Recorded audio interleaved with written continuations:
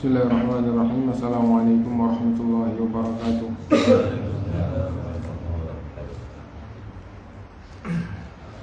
Innal hamdalillah nahmaduhu wa nasta'inuhu wa nastaghfiruh wa na'udzu billahi min shururi anfusina wa sayyiati a'malina.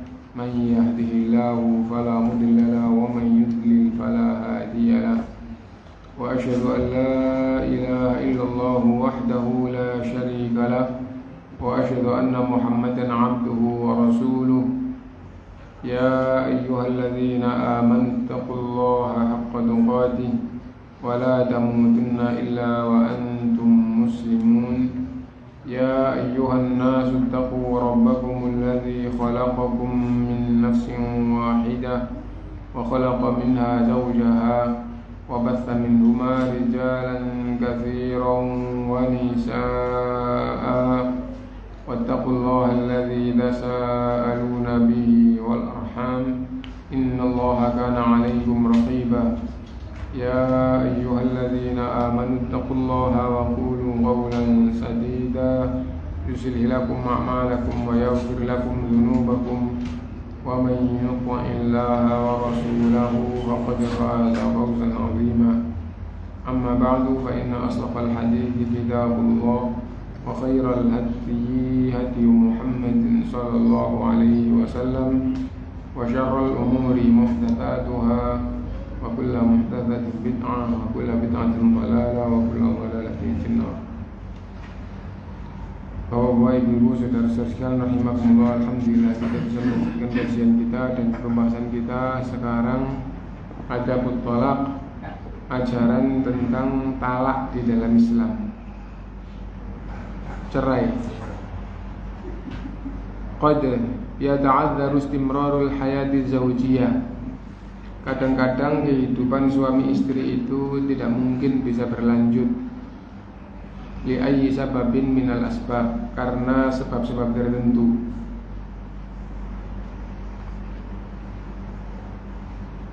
Wa yadubun nufuru wal karahatu bainaz zawjain. Pikiran dan jiwa menjauh dan benci itu difahami dengan huna yakunu talaqul ladzi syarra'ahu Allah Subhanahu wa ta'ala. Dan keadaan yang begini ini ada pisah yang diajarkan oleh Allah Subhanahu wa ta'ala, disyariatkan oleh Allah ta'ala, kahalli akhirin lil masyakil zawjiyah, sebagai jalan terakhir dalam kehidupan suami istri. Jadi karena sesuatu hal, apapun sebabnya, baik sebabnya itu benar maupun sebabnya itu tidak benar, baik sebabnya itu benar maupun sebabnya itu tidak benar. Kita ambil salah satu contoh. Di luar Jawa itu ada rumah tangga yang laki-laki kesibukannya tidak seberapa, dan yang perempuan kesibukannya juga tidak seberapa, karena masing-masing punya keahlian. Ya, kehidupannya cukup, sudah ngaji dua-duanya, suami istri. Ya. Lalu ada masalah apa? Itu karena sesuatu hal, akhirnya istri kadang ngurusi, ngawasi kerjaannya meskipun tidak full 8 jam misalnya setiap hari, tidak kayak gitu. Nah, suami juga punya kerjaan tapi juga nggak full. Nah, tapi si suami itu punya keadaan yang akhirnya mendorong kalau istrinya tidak ada, pembantunya itu disuruh mijitin, katanya itu. Nah, akhirnya di saling nasihati di rumah itu, dan ujung-ujungnya si istri itu sudah nggak mau lagi, tambah lama tambah keadaan itu mengganggu dirinya sebagai wanita yang sudah ngaji. Ya bisa saja nggak punya suami nggak apa-apa, terus jiwanya itu gejolak gitu. Nah, dan akhirnya jalannya ditempuh, maunya adalah gugat cerai. Nah ini ada keadaan kayak gini. Jadi di dalam jiwanya itu ya terus berkecamuk, menjauh dan tidak senang antara suami istri. Nah jadi kayak gitu. Dan bisa jadi ada sebab yang model lain. Misalnya karena keluarga masing-masing. Keluarga suami nggak cocok dengan istri, keluarga istri nggak cocok dengan suaminya. Nah jadi itu bisa jadi kayak gitu. Intinya bahwa kadang-kadang kehidupan suami istri itu karena sebab tertentu tidak bisa lanjut gitu. Rasa menjauh dan benci antara suami istri itu terus merayap di dalam dirinya, terus mengganggu di dalam dirinya. Dan kemaslahatan untuk keduanya itu adalah bisa gitu, difahami kayak gitu. Maka syariat Islam mengajarkan itu perceraian sebagai solusi terakhir apabila tidak bisa solusi lain yang lebih baik gitu. Dan di dalam bab ini ada hal-hal dan ada tuntunan-tuntunan yang berkaitan dengan cerai ini yang harus diperhatikan, wa inda talaqi wa ba'dahu gitu. Dan baik sebelumnya maupun tatkala menjatuhkan cerai atau adab-adab setelah cerai. Jadi tuntunan sebelum menjatuhkan cerai atau gugat cerai. Nah, itu adalah penyelesaian masalah. Tuntunan tatkala cerai atau tatkala gugat cerai. Kalimatnya, waktunya, dan hal-hal yang berkaitan. Dan tuntunan-tuntunan di dalam Islam setelah dijatuhkan itu diajarkan dalam Islam. Yang pertama, ayyakuna talaqu biyadi zauj. Harus difahami bahwa cerai itu ada di tangan suami. Ada di tangan suami. Kalau istri yang mau misah bukan cerai tapi gugat. Gugat cerai itu adalah ke hakim.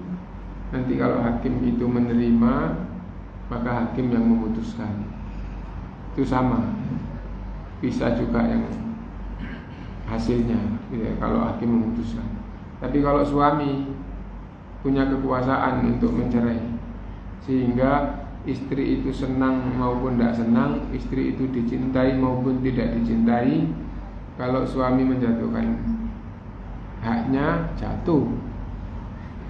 Anti tolik, laki-laki berkata kepada istrinya kayak gitu, kamu saya cerai, maka jatuh cerai. Baik gurau maupun sungguh-sungguh. Kalau kalimat itu diucapkan oleh suami kepada istri, maka di hadapan Allah jatuh cerai. Loh kalau gitu, udah kamu saya cerai. Nah, jatuh kali itu. Nah, Rasulullah SAW bersabda, salasun jidduhun najidun wa haziluhun najidun. Ada 3 hal dalam urusan rumah tangga. Sungguh-sungguh jalan hukumnya, gurau hukumnya seperti sungguh-sungguh. Nah itu, misal sandiwara, bapak sama putrinya jadi bintang sandiwara, dan ada laki-laki lain. Lalu si bapak itu menikahkan putrinya dengan laki-laki lain dalam sandiwara. Sandiwara kan hanya tontonan, gitu. Nah, terus terpenuhi syarat, tidak ada penghalang. Nah, ya. Kadang-kadang orang nggak paham. Terpenuhi syarat dan tidak ada penghalang, maka jatuh. Misalnya, maksudnya bapaknya menikahkan putrinya dalam sandiwara itu dengan laki-laki lain. Dan gitu. Misalnya, angkah tuka binti Labuni, kamu saya nikahkan dengan binti Labun, ya. Nah, habis itu si laki-laki itu qabil itu, ya. Nah, maka jadi suami istri jika terpenuhi syarat dan tidak ada penghalang. Nah, jadi itu meskipun sandiwara. Nah, misal tidak terpenuhi syarat, ya kalau gitu tidak sah. Kenapa nggak terpenuhi syarat? Karena putrinya itu sudah punya suami. Tidak boleh orang tua menikahkan putrinya yang sudah punya suami dengan laki-laki lain. Nah, jadi itu contoh tidak terpenuhi syarat atau ada penghalang. Atau contoh lagi, yang laki-laki itu mahramnya, pamannya atau apanya, tidak boleh. Ini tidak terpenuhi syarat atau ada penghalang. Nah, jadi itu.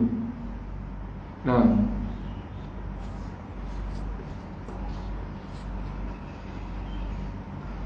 cerai itu di tangan laki-laki. Wa hadza huwa alladhi yanbaghi an yakun wa huwa min tamamil qawama, dan inilah yang seharusnya difahami gitu.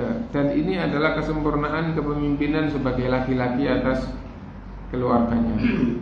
Wa aqrabul istidamatil hayati zaujiyah, dan ini kalau ditetapkan, dipelajari, difahami, maka keberlangsungan rumah tangga itu akan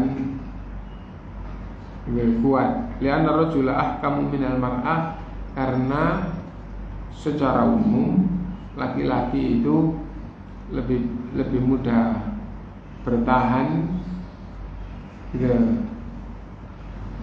atas apa yang terjadi dibandingkan dengan perempuan. Wa aktsaru minha ta'anniyan fil ghalibi, dan lebih hati-hati secara umum.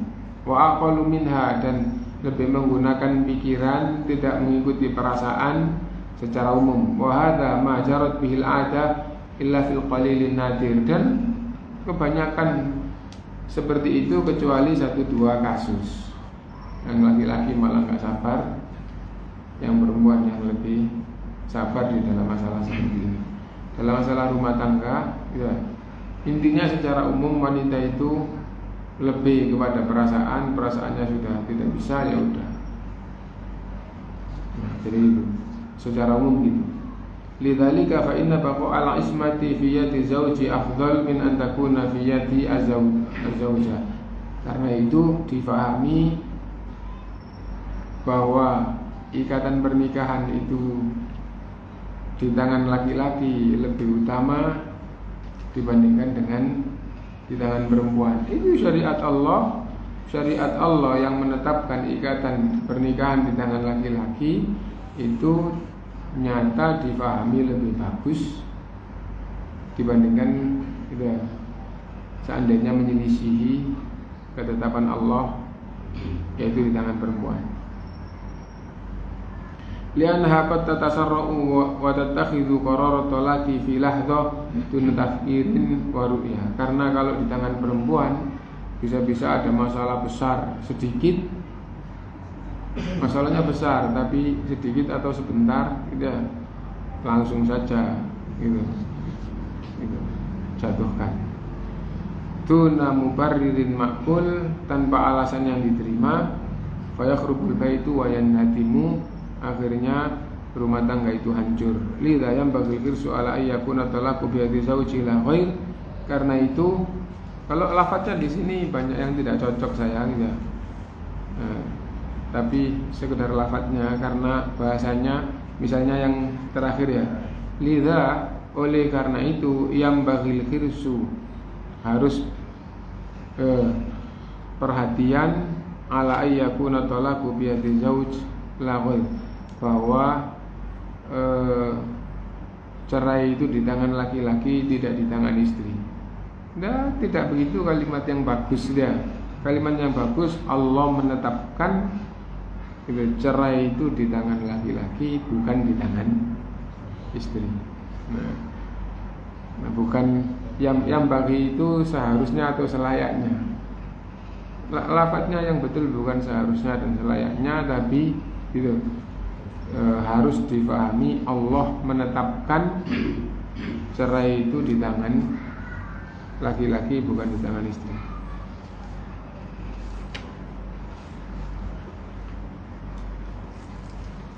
Al-adab tsani istifadatu wasailil ilaji qabla talaq.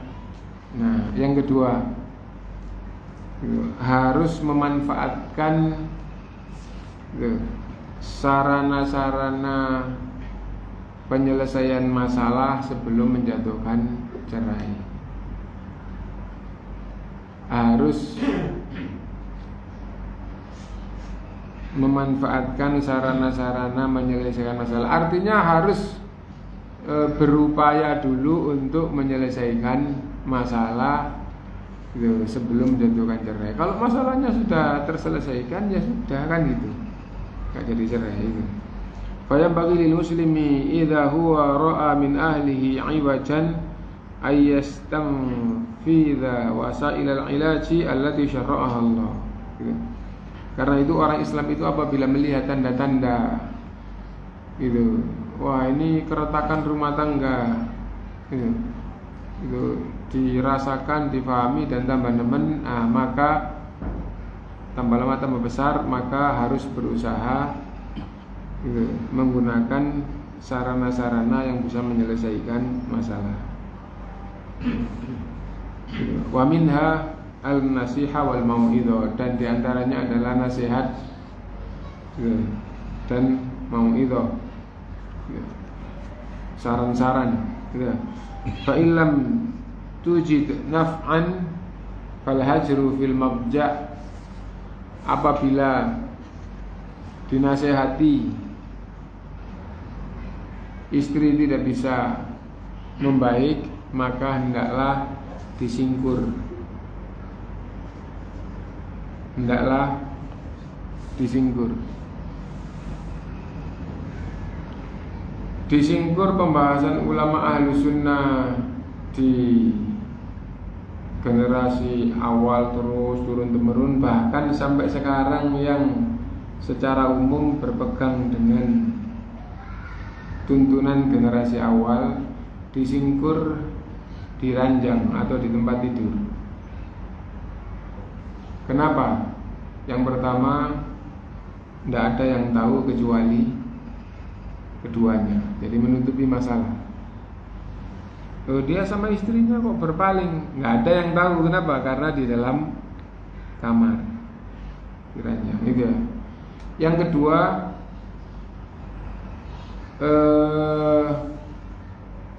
itu adalah hajat yang secara umum paling mendasar bagi laki-laki atas istrinya. Nah, kalau istrinya disingkur, itu menunjukkan saya nggak butuh wanita seperti ini, gampangnya begitu. Nah, tapi itu yang peradabannya seperti peradaban ulama dulu turun-temurun. Ya, adapun peradaban orang di Indonesia itu banyak yang mengatakan nggak cocok ini. Banyak itu. Kenapa? Ya karena suasananya tidak islami, tidak syar'i. Ya. Dan kehidupannya juga banyak yang sudah menyimpang dari ajaran-ajaran Islam, dan juga ada dorongan kuat yang tidak ada di orang zaman sekarang semisal Indonesia, yaitu hanya punya istri satu. Nah akhirnya disingkur itu kalau istrinya berpemahaman itu tidak cerai terus hanya disingkur. Nah yang butuh bukan saya kok, dia kok, nyingkur silahkan. Bahasa-bahasa kayak gitu itu yang muncul. Nah itu. Atau Allah yang butuh juga situ, yang nggak kuat juga situ. Nah jadi kayak gitu. Nah itu bahasa-bahasa kayak gitu muncul di kalangan perempuan. Kenapa? Ya karena tadi itu lingkungannya begini. Kalau di lingkungan Arab, ya di lingkungan Arab sampai sekarang itu masalah berat. Kenapa? Karena kalau nanti ditinggal, gak seneng aku, gampangnya gitu ya. Kalau suaminya gitu sikapnya kepada istri, khususnya di Arab Saudi, bukan di Arab lain, gitu. Khususnya di Arab Saudi. Wah istri ketakutan. Kenapa? Karena tidak gampang wanita Saudi untuk mendapatkan suami. Nah jadi itu bagaimana kok gitu? Loh, pemuda-pemuda di sana tidak gampang menikah. Negaranya kaya tapi untuk menikah mereka itu miskin. Itu kecuali yang punya kelebihan kekayaan, baik kekayaan ilmu maupun kekayaan harta di tingkatan mereka. Nah jadi itu. Jadi jangan dikira seperti di Indonesia nikah. Loh, nikah di Indonesia enggak punya apa-apa, nikah ya di Saudi enggak punya apa-apa ya enggak bisa nikah. Di sana minimal harus bisa bayar apartemen. Gitu. Dan mahal itu. Nah, dan harus punya mobil. Nah nggak punya mobil terus mau gimana? Keluar jalan kaki gak kuat, panas. Daerahnya panas, bukan orang zaman dulu. Nah terus barang-barang nggak bisa kayak orang kampung di Indonesia. Nggak ada apa-apa ya sabar. Nanti ke Tegalan, oh metiin daun-daun dimakan bisa. Oh ada singkong dicabut bisa. Di sana nyabut apa? Daun apa yang bisa dikonsumsi kalau nggak beli? Banyak daun di supermarket, sayur dengan berbagai macam, gitu. Nah, itu semuanya udah gitu, mahar itu sangat tinggi. Nikah itu di sana kayak. Nah, akhirnya wanita juga banyak yang kesulitan mendapatkan suami. Takut meskipun suaminya hanya punya istri satu. Dan suami kalau gitu, sampai hidup sederhana itu bisa double kalau enggak betul-betul istrinya itu pandai-pandai mendekat menyenangkan suaminya, nanti akhirnya double 2, 3, 4. Meskipun istri yang sangat mencintai suaminya mencintai, kalau yang lebih maslahat bagi laki-laki itu karena apa? Serba cukup dan lebih maslahat baginya nikah 2, banyak yang istrinya 2, istrinya 3, istrinya 4. Nah, dan akhirnya rumah tangga itu secara umum bahagia. Rumah tangga yang tidak bahagia itu hanya yang kurang ajar, tidak mengikuti aturan agama dan tidak mengikuti aturan negara. Itu yang akhirnya rumah tangganya di sana tidak nyaman secara umum. Kenapa begitu? Karena istrinya berlomba-lomba bagaimana menyenangkan suami. Nah itu. Dan kalau istri itu kayak begitu, maka suami itu senang. Kalau suami itu senang, nah, maka suami itu akan lebih berusaha menyenangkan kepada istrinya. Dan itu ajaran di dalam Islam. Itu bahwa wanita yang baik adalah idza nazarta ilaika, idza nazarta ilaiha saratka. Istri yang baik itu adalah apabila kamu melihatnya, apabila kamu mengetahuinya, ya, ia kamu ketahui menyenangkanmu. Itu banyak ustadz yang salah ngartikan. Istri yang baik adalah apabila kamu lihat kamu senang. Enggak, bukan itu istri yang baik. Istri yang baik itu bukan kalau kamu lihat kamu senang. Itu kamu yang sedang istri, hawa nafsu gitu, atau bukan hawa nafsu tapi pikiranmu senang istri. Kalau istri yang baik bukan itu. Istri yang baik adalah kalau kamu lihat dia kamu lihat menyenangkanmu. Nah itu. Jadi suaminya senang apa enggak? Ya kan sama dengan yang pertama, kok dikatakan salah. Yang kedua ini, senangnya suami itu karena perbuatan istri. Ngartikan yang kedua tadi.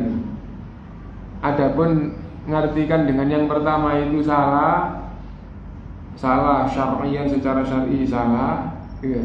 Kenapa? Karena makna yang disampaikan itu adalah dirinya senang. Misal istrinya bayangkan dedes gitu ya.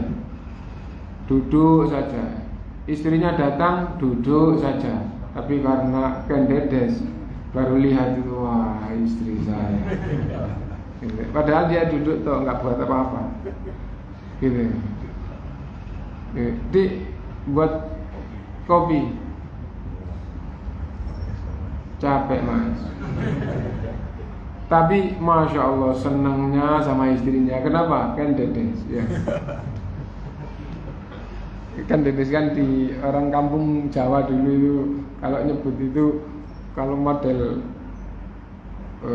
kiai kayak gini itu bidadari, bidadara. Tapi ada orang lain modelnya kalau nyebut lambang kecantikan itu kan dedes.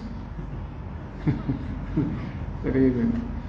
Rumahnya berantakan, duduk saja, tapi suaminya datang, rumahnya berantakan itu kalah semua berantakan itu sama kecantikan istrinya. Akhirnya senang dengan pokoknya hatinya itu, wah istriku adalah segalanya. Nah, istriku adalah kan dedes. Nah itu bukan istri yang baik.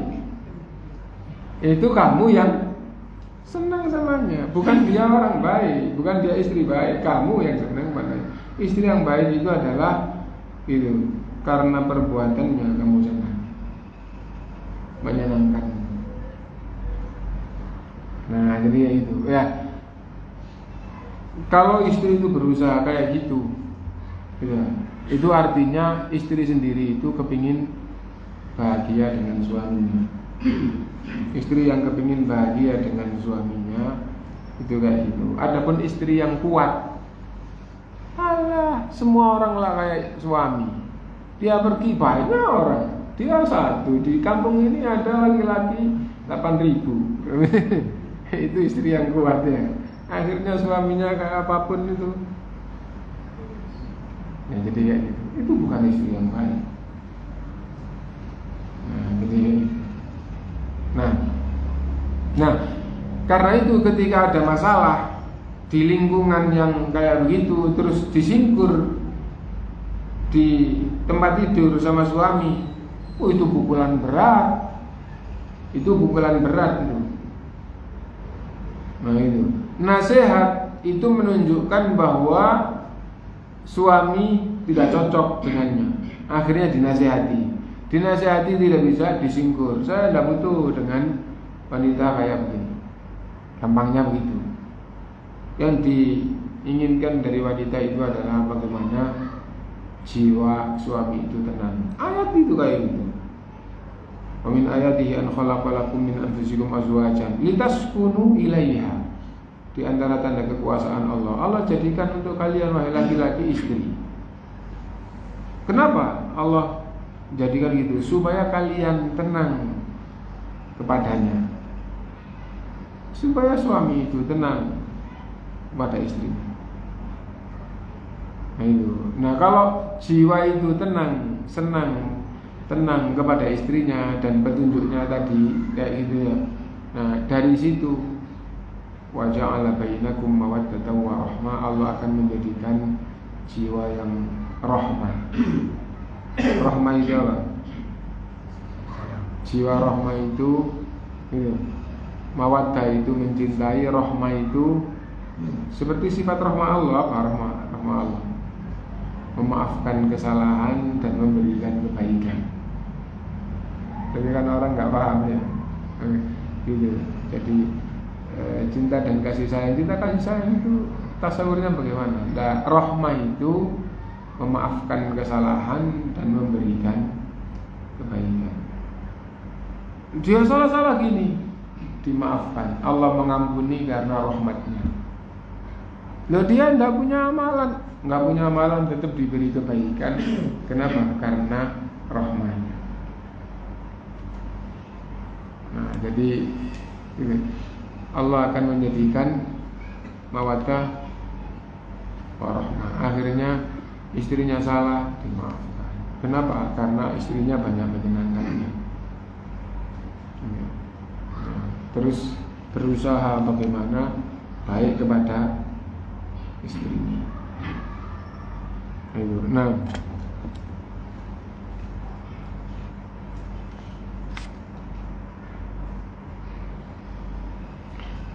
kalau disinggur pukulan berat yang seharusnya istri masih tidak kepukul, masih tidak bisa ternasehati, tidak bisa menjadi baik oleh itu, fa'il lam yanfa' faddarruhu ghairul mubarrih. Maka yang ketiga itu pakai cara pukulan yang tidak sampai melukai. Dipukul dengan lemah lembut atau dipukul dengan keras? Kan dipukul dengan pukulan yang ghairul mubarrih, tidak melukai. Nah, itu mukul istri itu dengan lemah lembut atau dengan keras? Dengan lemah lembut, dengan keras. Harus dipukul dengan keras. Dipukul dengan lembut, bukan pukul. Dipukul dengan keras. Yang penting tidak sampai melukai. Nah, jadi itu.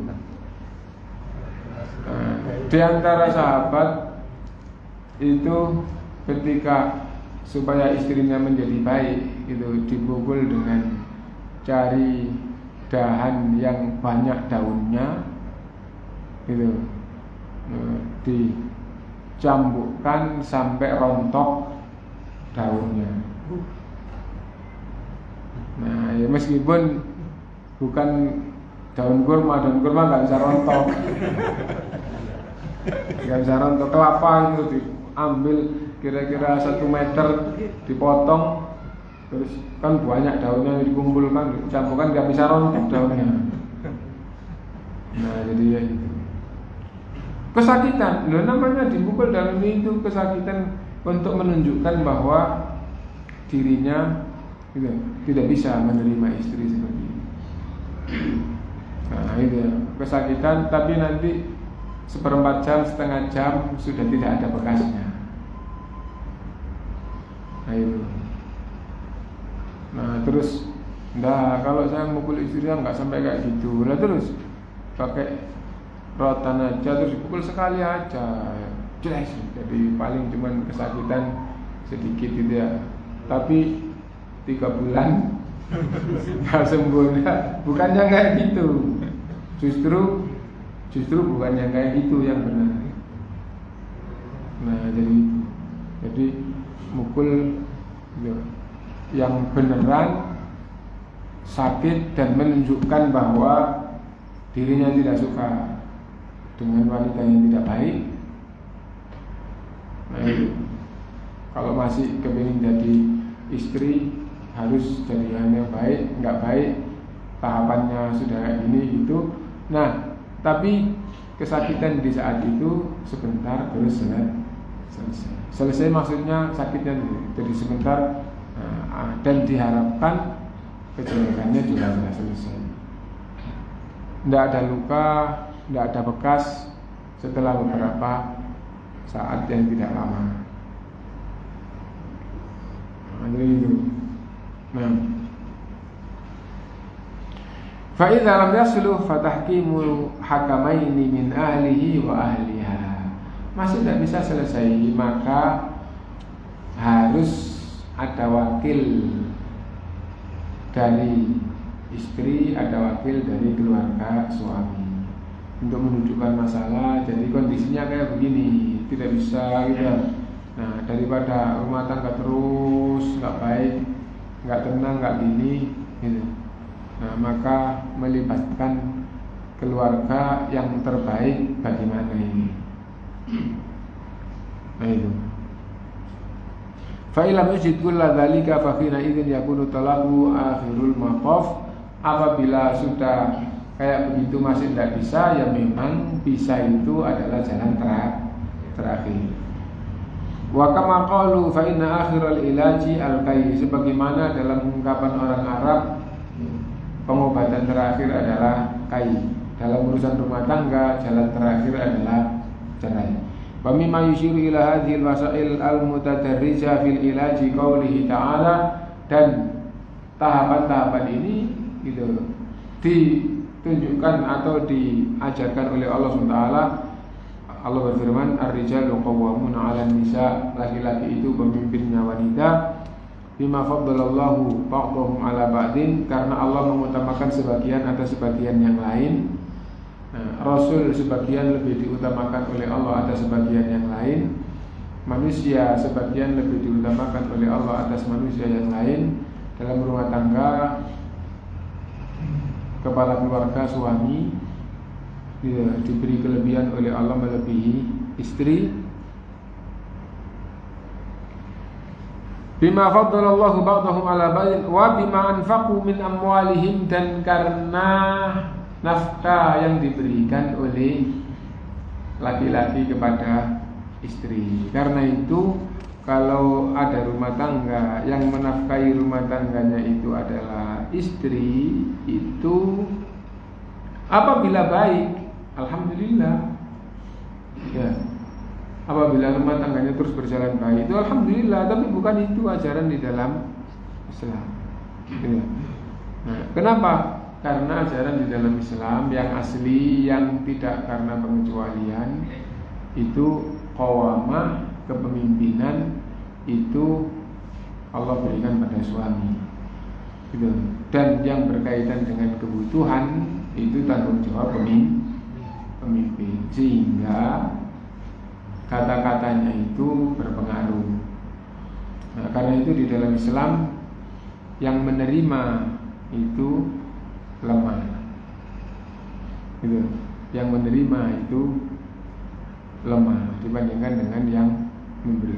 Kalau orang itu terus beri, yang diberi itu tidak gampang bisa ngomong. Kecuali yang diberi, enggak, saya diberi alhamdulillah, nggak diberi saya sama sekali tidak berharap. Nah, kalau itu masih bagus. Karena itu ulama itu diwaspadai, tidak boleh gampang-gampang dekat dengan pejabat.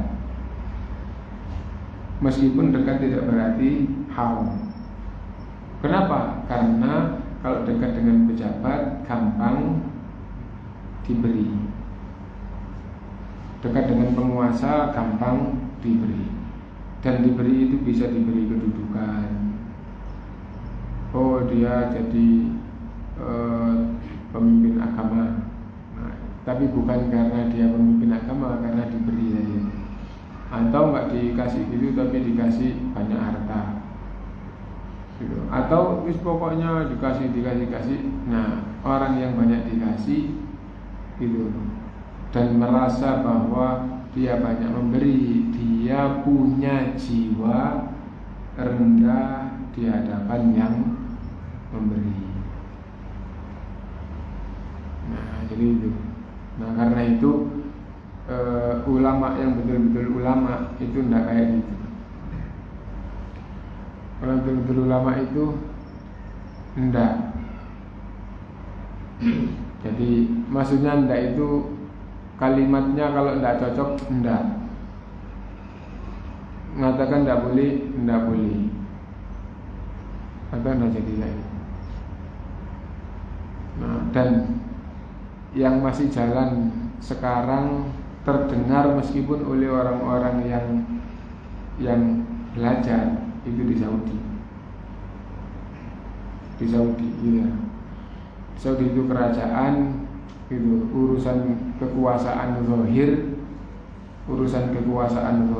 itu raja itu tidak bisa dikendalikan. Ya. Artinya punya kekuasaan yang lain itu tidak bisa mengendalikan raja. Kalau presiden tidak boleh semena-mena, nggak boleh semaunya. Presiden punya aturan gitu yang dia harus patokan dengan aturan itu. Tapi kalau raja di hadapan manusia semua itu gitu tergantung saya. Nah gitu kalau raja. Nah, meskipun begitu ulama Saudi yang itu diketahui itu luar biasa. Bukan mereka yang dekat dengan kerajaan gitu, tapi yang betul-betul ulama. Enggak, meskipun bisanya hanya ngomong. Nah itu salah satu contoh. Gitu. Ada acara ini datangnya dari negara kafir masuk ke Saudi. Lalu banyak orang-orang yang kenapa ulama kok tidak bicara masalah ini? Nah jadi akhirnya gitu banyak. Akhirnya kesebut kenapa Syekh kok tidak bicara? Itu sampai beneran. Akhirnya kamu berkata seperti itu, sungguh kamu telah suudzon kepada ulama dan kamu menuduh ulama bahwa ulama itu diam. Dari mana kamu tahu ulama tidak bicara? Dari mana kamu tahu ulama tidak menasihati penguasa? Nah, jadi itu. Yang betul-betul ulama yang bukan pejabat. Dari mana kamu tahu itu? Nah, itu. Nah, jadi tidak tahu kayak itu. Terus akhirnya dikasih tahu bahwa tanyakan kepada fulan. Adapun pikiranmu menasihati di khutbah, itu bukan menasihati, itu menghinakan penguasa. Menasihati di majelis taklim bukan menasihati itu. Menasihati itu di hadapan orang yang salah. Nah, jadi kayak gitu.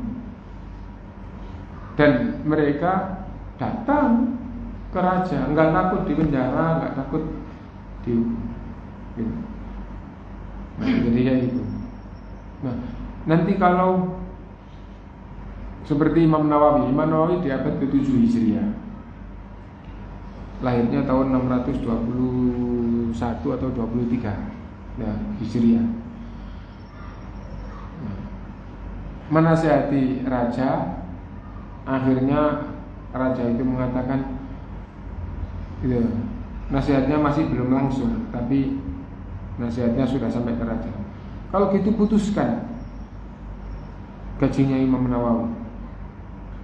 Rajanya gitu, wahai Raja, Imam Nawawi sejak masuk ke dalam ulama yang harus menerima setiap bulan, dia dari awal sampai sekarang tidak mau pernah menerima.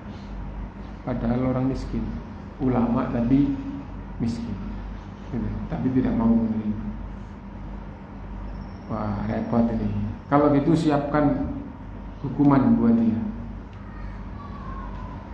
Akhirnya didatangkan piranti, lalu berdoa kepada Allah agar raja berlaku atau bersikap atau berbuat yang baik kepada orang yang tidak salah. Berinjam berdoa kepada Allah. Begitu kelihatan raja, langsung diperintah lepaskan rantainya. Terus ngomong dengan baik, wahai imam, apa yang kau inginkan? Yang aku inginkan adalah raja tidak menzalimi rakyatnya. Kaitannya dengan masalah secara khusus juga. Ya, semua rakyat dikembalikan. Lalu Imam Nawawi dinaikkan kereta dan dikasih hadiah yang banyak. Adapun dibawa pulang kembali naik kereta, dia mau karena dari awal juga nggak bawa kendaraan tapi dirantai dan dibalik. Nah, adapun hadiahnya enggak, itu dikembalikan ke Baitul Mal. Nah, sekarang ulama Saudi jangan dikira enggak kayak gitu. Syekh bin Baz itu gitu. Gampangannya dari kerjaannya, gajinya itu dari berbagai macam, tapi ternyata hampir setiap bulan dia punya hutang. Kenapa? Gitu, gajinya banyak kok punya hutang, tidak tahu. Gitu, sudah meninggal.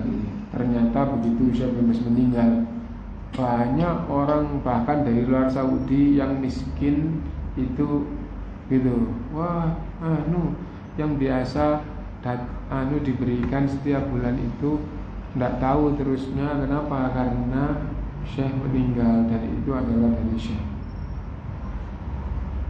Dan setiap bulan itu punya hutang. Maksudnya punya hutang, nanti waktu gajian itu nutup hutangnya terus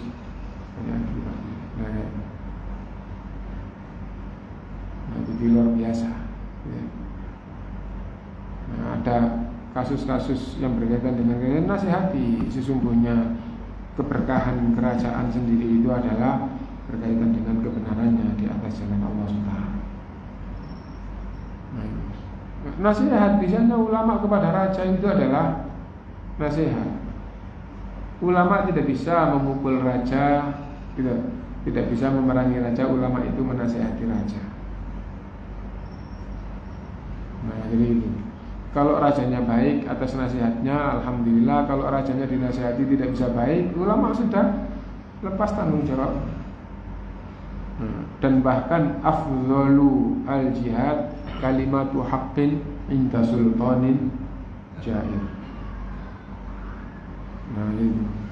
Bukan orang yang enggak berbuat dalam urusan agama kebaikan agama terus ngomong di mimbar, presidennya begini-begini, bukan itu nasihat kepada pemimpin. Bukan itu nasihat kepada pemimpin. Nah, jadi itu. Nah, fasolihatu qanitatun. Nah, maka wanita yang baik itu adalah wanita yang taat. Taat kepada Allah, taat kepada suami karena perintah Allah. Ya. Hafizatun lil ghaibi, menjaga itu tatkala atasannya itu tidak ada. Menjaga semua yang wajib dijaga tatkala atasannya enggak ada. Atasannya istri adalah suami, atasannya lagi adalah Allah SWT. Nah, menjaga hal-hal yang harus dijaga meskipun suaminya enggak ada, meskipun suaminya ghaib, meskipun Allah juga ghaib. Loh, suami ghaib, Allah juga ghaib. Loh, iya sama. Misalnya absen itu, fulan hadir, fulan ghaib, kan biasanya gitu. Nah, itu bahasa Arab itu. Nah, itu. Nah, kalau ghaib itu orangnya atau pelakunya dia sedang tidak ada. Kalau ghaib itu tidak disandarkan pada orangnya tapi tidak ada, gitu saja. Nah, kalau Allah ghaib itu Allah tidak. Kalau Allah ya ghaib ya ghaib. Ghaib Allahnya tidak ada. Ghaib tidak ada sifatnya itu. Yang dimaksud tidak ada dalam pandangan kasat manusia, dalam pandangan kasat makhluk. Bukan zatnya nggak ada. Zaid ghaib, bukan dia nggak ada, tapi nggak ada di pembahasan ini. Pembahasan ini ya absen di dalam kelas. Nah, dia sedang tidak ada di dalam kelas. Nah, karena itu kata-kata itu dikaitkan dengan tujuan yang berbicara. Nah, seperti kullu artinya kan semua kan itu. Tapi semua yang dimaksud adalah semua dalam pembahasannya.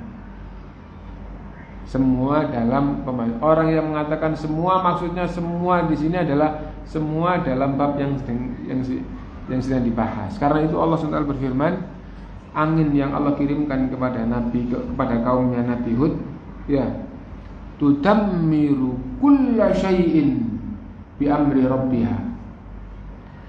Angin yang Allah kirimkan 8 hari 7 malam itu menghancurkan segala hal dengan izin Allah. Nah, tudammiru menghancurkan kulla syai'in, segala hal. Ya, lalu ada ahli bid'ah, segala hal itu tidak mencakup semua. Karena itu, nah jadi namanya segala hal kok nggak semua, segala hal semua, tapi segala hal semua di dalam babnya. Nah itu, tudammiru kulla syai'in bi amri rabbiha, menghancurkan segala hal dengan perintah Allah, segala hal yang dihancurkan oleh Allah sebagai azab kaum itu, sehingga apapun kenikmatan Allah yang Allah berikan kepadanya hancur. Adapun yang tidak kaitan dengan azab tidak masuk di sini. Kenapa? Karena ini sedang membicarakan masalah azab kaum. Nah sekarang mataharinya hancur apa enggak? Enggak ya. Waktu angin digunakan untuk mengadab kaum itu matahari enggak hancur ya? Nah kok menghancurkan segala hal? Lah iya, segala hal yang berkaitan dengan babnya. Lalu digunakan untuk dalil kullu bid'atin dhalalah. Ya, semua bid'ah itu sesat. Tapi maksudnya bukan semua bid'ah. Kullu bid'atin dhalalah terus bukan semua. Jadi terus akhirnya dijelaskan panjang lebar, kesimpulannya kullu bid'atin dhalalah, semua bid'ah itu sesat, maksudnya sebagian bid'ah sesat, sebagian enggak sesat. Nah, gimana maksudnya? Kullu bid'atin dhalalah kok jadi sebagian? Kullu bid'atin dhalalah, semua bid'ah itu sesat. Salat wajib itu bukan bid'ah, maka bukan sesat. Salat wajib tidak dibahas di kullu di sini. Yang dibahas hanya bid'ah. Puasa Ramadan bukan bid'ah, maka enggak sesat. Adapun yang bid'ah, sholat yang bid'ah, semuanya bid'ah itu sesat. Puasa yang bid'ah, semua puasa itu bid'ah. Semua puasa yang bid'ah itu tersesat. Gitu. Semua yang bid'ah itu tersesat. Kenapa? Kullu bid'atin dhalalah. Nah itu. Lah adapun tudammiru kulla syai'in bi amri rabbiha, matahari tidak hancur, bumi tidak hancur. Matahari tidak diazab, bumi tidak bukan termasuknya ini. Itu adalah angin yang mengadab kepada kaumnya, sehingga apa yang dengan itu kaumnya teradab semuanya hancur. Nah jadi itu. Nah,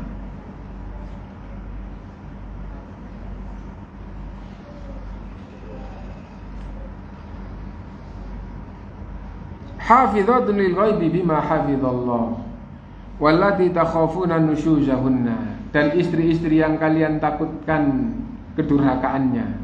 Wahai suami, istri-istri kalian yang kalian takutkan kedurhakaannya. Wah, lah kalau dibiarkan kita berdurhaka terus ini.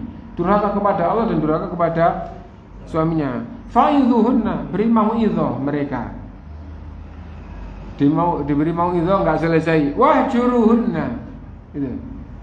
Maka hajarlah tadi itu singgurlah, tapi menyinggur itu tidak di hadapan orang. Ini. Di hadapan orang baik, kalau nggak ada orang nggak baik. Nah Anda atau lah suami kok baik di hadapan orang, kali nggak ada orang kok. Loh, karena kamu nggak baik. Saya nggak kepingin menjatuhkan martabatmu di hadapan orang.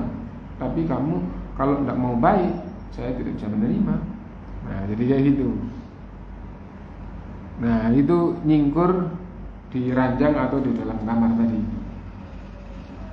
Wahjuruhunna fil madaji wadribuhun, masih tidak bisa pukullah. Nah itu. Fa'in ata'nakum, jika dengan tahapan tadi itu tahap pertama atau kedua atau ketiga sudah menjadi taat kepada Allah dan kepada suaminya dalam kebaikan, fala tabqu alaihinna sabila, jangan cari-cari kesalahannya. Istri sudah baik, jangan diungkit-ungkit kesalahannya, jangan dicari-cari. Gitu. Istrinya sudah senang gitu. Enak kan kalau senang kemarin itu gitu. Jangan diungkit, nanti akhirnya nggak lupa gitu. Nah jadi itu. Fala tabghu alaihi nasabila innallaha kana 'aliyyan kabira. Sesungguhnya Allah itu maha tinggi lagi maha besar gitu. Karena itu perhatianmu hendaklah kepada Allah. Urusan kayak apapun urusan Allah lebih tinggi gitu. Masalah sebesar apapun gitu, urusan Allah lebih besar masalahnya. Wa in khiftum shiqaqa bainihima, apabila kalian masih tetap enggak bisa menyatu, tetap retak, tetap enggak baik antara keduanya, fab'athu hakaman min ahlihi wa hakaman min ahliha, utuslah wakil dari keluarga laki, utuslah wakil dari keluarga perempuan gitu. Iyurida islaha, jika suami istri itu menghendaki kebaikan rumah tangganya, yuwaffiqillahu bainahuma, Allah akan memberikan jalan kepada keduanya. Innallaha kana aliman khabira, sungguh Allah maha mengetahui jalan untuk keduanya yang baik gitu. Khabiron, tahu sedalam-dalamnya, sedasar-dasarnya. Nah itu mungkin itu dulu, dan setelah ini insya Allah akan kita lanjutkan pertemuan yang akan datang nanti setelah hari raya. Nah, mudah-mudahan bermanfaat untuk kita semuanya. Tidak apa-apa, ini sudah pas waktunya sholat ya, lebih 5 menitan gitu. Kalau ada yang mau tanya dulu, mau pada silakan.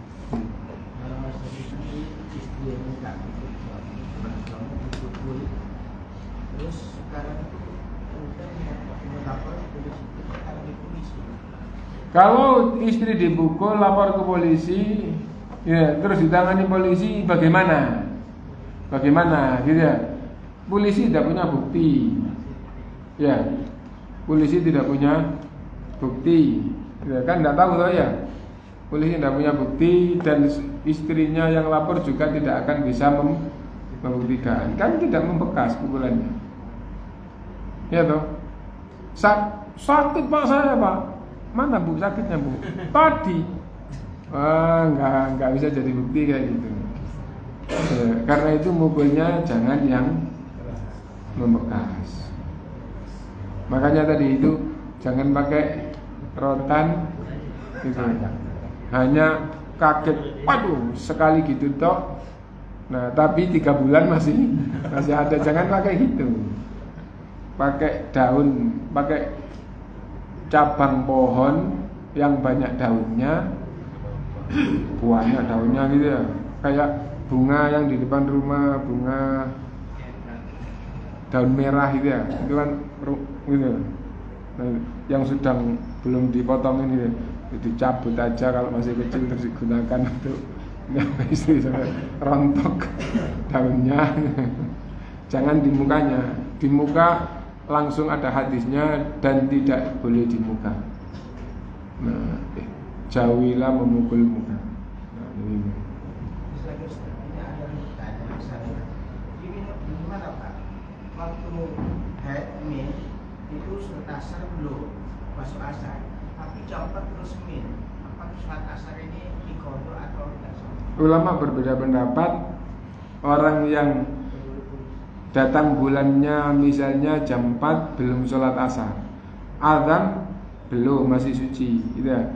Nah terus jam 3, jam setengah 4, jam 4 gitu, masih melanjutkan urusan kerjaannya, nanti sebentar lagi mau sholat, ternyata jam 4 men. Nah ada yang memerintahkan wajib qadha nanti kalau sudah suci sholat asar, setelah itu terus sholat biasa. Dan ada yang berpemahaman ndak wajib. Gugur kewajibannya. Guru jadi milih ini insya Allah tidak apa-apa, milih itu insya Allah tidak apa-apa. Adapun yang lebih kuat daripada itu adalah apabila sucinya itu asar, ya, jam 1, jam 2 itu masih ada. Tapi nanti jam 4 itu sudah pasti nggak ada. Kenapa? Pagi sudah hampir nggak ada, tapi mau zuhur dilihat ada dikit gitu ya. Adapun nanti asar atau jam 4 sudah pasti suci. Kenapa? Di samping sudah hampir habis waktu zuhur, yang kedua waktunya sudah habis. Kalau asar berarti sudah waktunya habis. Kenapa? Kalau misalnya mainnya itu normal rutin, misalnya 7 hari 7 malam, misalnya gitu ya, berarti jam 4 Kamis jam 4 sampai Kamis jam 4. Selebih daripada itu seandainya ada, itu namanya istihadhah, gitu ya. Apabila sucinya itu asar, maka mandi setelah itu wajib sholat zuhur dan sholat asar. Nah, jadi kayak gitu. Itu juga ulama berbeda pendapat, tapi ini lebih kuat daripada yang di awal qadha tadi. Kenapa? Karena ngumpulkan dua sholat karena ada sesuatu itu lebih kuat daripada qadha. Paham ya? Qadha sholat itu tidak ada dalilnya. Zuhur dikumpulkan dengan asar karena ada sesuatu. Maghrib dikumpulkan dengan isya karena ada sesuatu, itu banyak dalilnya. Safar maupun bukan safar, jamak maupun bukan jamak, itu banyak dalilnya. Nah, jadi misalnya begini, mainnya berapa hari? 5 hari atau 6 hari atau 7 hari, mulai dan full 7 hari. Full bukan? Saya 5 hari tapi full bagaimana? Kalau mulainya jam 10 subuh masih ada, tapi setelah itu sudah nggak ada, jam 10 pagi gitu ya. Kalau mulainya jam 10, nanti setelah 5 hari kita menjelang subuh kita cek masih ada, tapi itu adalah terakhir nanti jam 10 siang, sudah 5 hari penuh, sudah nggak ada, itu normal. Nah, misalnya gitu ya. Nah, sekedar contoh. Nah, kalau mulainya itu setelah asar, selesainya nanti berarti juga setelah asar. Kalau normal dan mundhabit itu selalu pas terus gitu ya. Kayak gini. Oh, kalau mulainya itu maghrib, nanti selesainya maghrib. Kalau mulainya itu jadi kayak gitu namanya mundhabit. Badannya sehat, kehidupannya normal, makannya teratur, itu kalau normal kayak gitu terus. Lah kalau datangnya nanti itu asar, sucinya kan asar, datangnya jam 4. Nah, pas datang itu belum sholat, pas datang belum sholat. Setelah 5 hari atau kalau 7 hari, setelah 7 hari sucinya asar. Lebih baik mana? Sholat zuhur dengan asar di hari terakhir itu dengan tidak sholat zuhur tapi qadha asar di permulaan yang belum sholat, dengan setelah qadha terus sholat asar lagi, sholat ketika baru suci, gitu ya. Lebih kuat sholat zuhur dan asar. Kenapa?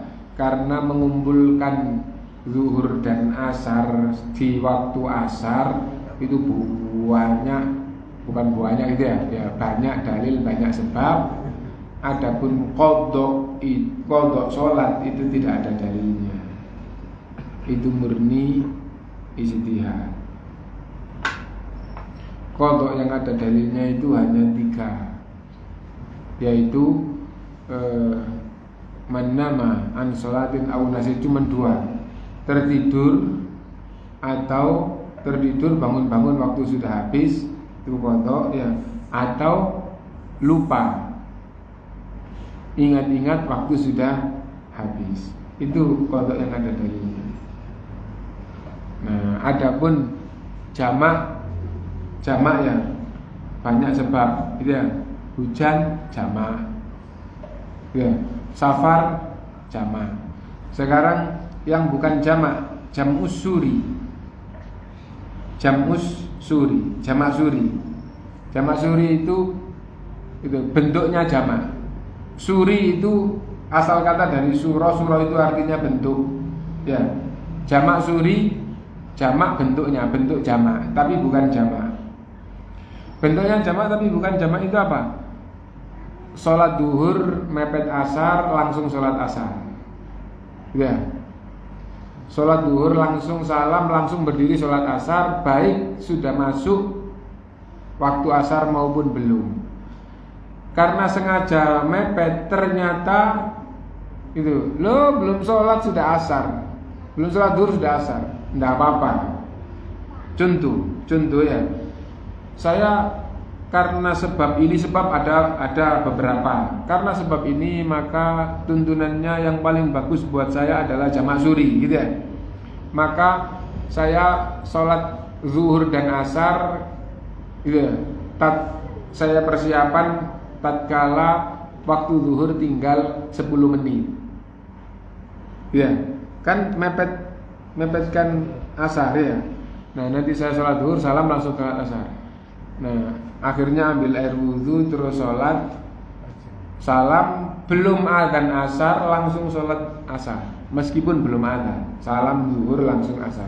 Loh, belum adzan asar, sholat asar? Tidak apa-apa, saya ini jamak suri. Nah, gitu ya. Habis itu hari kedua, asar kurang 10 menit, wudhu, ternyata harus pipis. Ternyata pipisnya nggak bisa karena pikiran, wah pakai pipis bareng kok menangis anda ini. Akhirnya tambah keluarnya nggak jadi lama, terus setelah wudhu selesai akhirnya sudah adzan asar belum sholat zuhur. Nggak apa-apa, anda sedang sholat jamak suri. Akhirnya sudah adzan asar baru sholat zuhur. Setelah salam sholat asar. Ngapain pakai suri-suri segala? Jamak gitu aja. Loh enggak, kalau jamak begitu aja boleh jam 12. Kalau jamak gitu aja boleh jam 2. Enggak boleh jam 12 sholat zuhur sama sholat asar. Ini bukan jamak, ini jamak suri. Bentuknya seperti jamak, tapi bukan jamak. Kalau jamak boleh jam 4:30 zuhur asar, ini enggak boleh. Nah, jadi jamak zuhur asar kumpul ya. Jamak suri zuhur asar kumpul. Hajatun thari'ah. Kalau ada hajah thari'ah, wah ini kebutuhan yang sangat penting dan hampir tidak ada kayak gini ini. Hampir tidak ada kayak gini ini. Lalu ada apa ini? Itu nyambut itu apa? Kakak saya yang 10 tahun itu sudah nggak pernah ketemu. Kenapa? Karena jadi wakilnya raja. Yeah. Nah, terus ketemunya juga cuma sebentar lah. Kalau saya sholat dulu ketinggalan. Terus ini, wah ini gampangannya sangat penting. Gitu. Akhirnya nggak sholat dulu, terus jemput, akhirnya belum sholat asar. Intinya ada hadis. Atau yang banyak dicontohkan orang itu biasanya nikah gitu ya. Ini kan seumur hidup sekali dan ini penting, banyak tamu kayak gini, akhirnya sholat zuhur waktunya belum sholat zuhur waktunya habis, terus sholat zuhur asar gitu. Nah, kalau memang itu betul-betul tidak bisa ditinggal untuk sholat, tidak apa-apa. Tapi itu sangat penting dan tidak akan terulang. Seandainya terulang paling seumur hidup 2 kali atau bahkan ada yang nggak punya kesempatan kayak gitu sama sekali. Adapun jadi panitianya tidak satu, ya.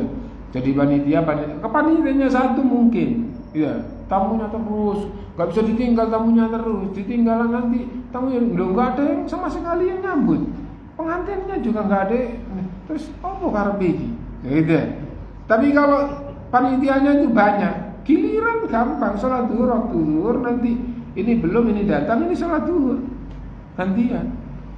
Nah bisa itu, karena itu. Nah tapi kalau pengantinnya, harus kalau nggak ada loh, saya datang terus nggak ada.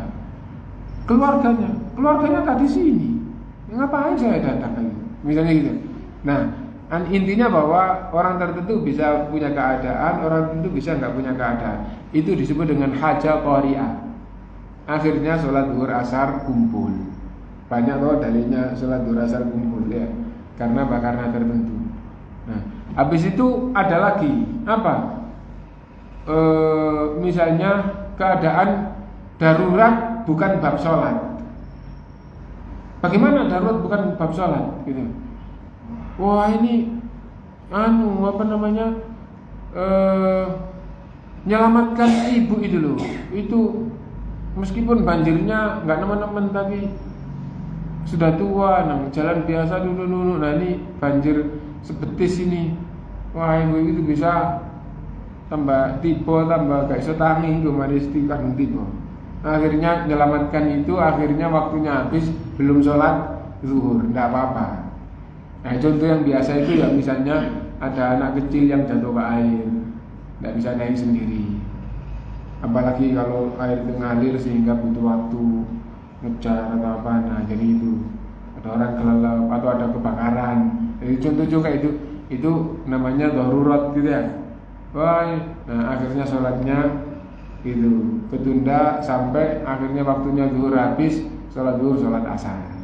Artinya banyak dalil mengumpulkan sholat karena itu tuh banyak. Adapun qadha sholat itu tidak ada dalil kecuali karena tidur dan karena lupa.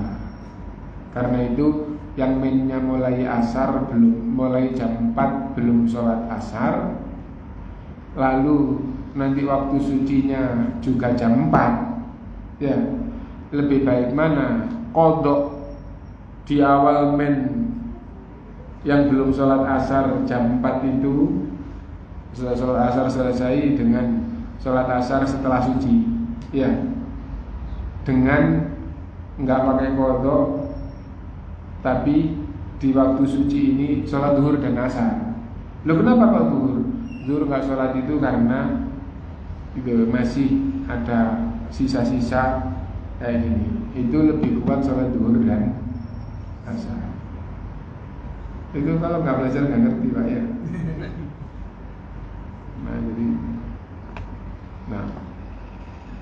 wallahu a'lam, subhanakallahumma wa bihamdika, asyhadu an la ilaha illa anta, astaghfiruka wa atubu ilaik.